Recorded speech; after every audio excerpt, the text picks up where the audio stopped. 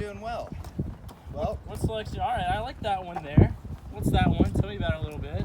well, it's I'm not actually completely sure. I'll have to check on the price for you, but it's one of our finest diamonds, and I assure you that you'll be happy with the product. All right, do you have any others? Is there a second one maybe? This is the only one of this exact kind. Looks like this one right there. I like those two. You think you can check out the prices for those two? Yeah, I will do. How about you just come back All right. tomorrow? Yeah, and I'm gonna go talk to my jeweler friend. He's on board with us, so I'm just gonna go see what's up with that too. Get back to me on the prices, all right? Sounds good. All right, thank you. Hi, how's it going? I have a buyer interested in two of our 20 karat diamonds. How much for both of those? 235 and 245? Okay, sounds good. Thank you very much. How's it going, buddy? Hey, how are you? Pretty well. I just wanted you to take a look at these two diamonds for me, all right? What you got here, huh? See this one? That's a good one. It's like a 20 karat. Yeah. Check it out for me. Yeah, that's a nice one. All right. That's great. Well, what do you think about this one? I'm trying to decide between the two. I just want to know your opinion. These are both really nice. This one's a little nicer right here. All right. Yeah. You think I should go with that one? Yeah, definitely buy this one right here. All right. Either one. Hey, thanks a lot, man. Yeah, no problem. How's it going, sir? How's it going, friend? I have good news. I got the prices for both those diamonds. All right. This one right here is 235, and All right. this one right here is 245. Okay. All right. Well, I talked to one of my buddy who knows a lot about these things, and I think I'm gonna go with the smaller carat, the 235,000 one. Sounds good. Wonderful. I think that's a good choice. We got a deal. Yeah. All right. I got a contract right here I need you to sign just Yeah, sure. in case anything comes up. Sure. All right. Just want to look things over and make sure I'm good. A little wrinkly though. It's all right. Yeah. All looks good. Perfect. Here you go, Awesome. man. Thank I you. got great news. I sold that 20 karat diamond for $235,000.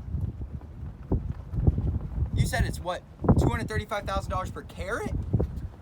We gotta get that diamond back. Hey, I'm gonna have to get that diamond back. I was misinformed. It was actually $235,000 per carat. What are you talking about?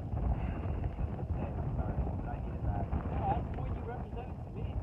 We had a deal. I signed a contract. There was a I'm not mistake. giving it back. There was a mistake between myself and my supervisor. That's your mistake. That's not my mistake. Listen, it's just disproportionate and it does not make sense. Look, buddy, I'm not gonna give it back. Ended up suing Starboard and raised the affirmative defense of a unilateral mistake. We know that it's a unilateral mistake because it was made by one party and not both. And the big difference between a unilateral mistake and bilateral mistake is that the enforcement would be unconscionable and the other party had reason to know. And DePrince did have reason to know of the mistake because he did know it was a very good deal because of his friends and wife on board that told him that it was an interesting deal and that he should maybe take it and maybe not, and he ended up deciding to because the price was so good.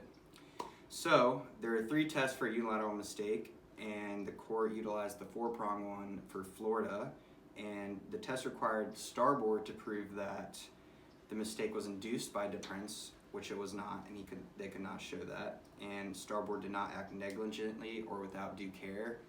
The court was kind of swaying back and forth with this one because it was their person negotiating it obviously didn't act with due care when he was reading the email from his representative. And then the other 2 tests or 2 elements were that the enforcement of the contract would be inequitable, and it's pretty obvious that it would be because he bought a 20 karat diamond worth $4 million for $250,000. And lastly, that DePrince's position has not changed, and it wouldn't be unjust to grant relief. And because Starboard was unable to provide any evidence to satisfy the first 2 elements, in that DePrince had not induced the mistake and that there was a genuine issue of fact as to whether Starboard was negligent or not, Starboard pushed for the courts to use the 2-prong test, which had a significantly lower burden. But because Florida had not yet adopted any of the tests, and and because of the weak evidence that Starboard had presented, as well as the lack of evidence that they had in order to prove the first two elements, the court reversed and remanded the decision of the trial court.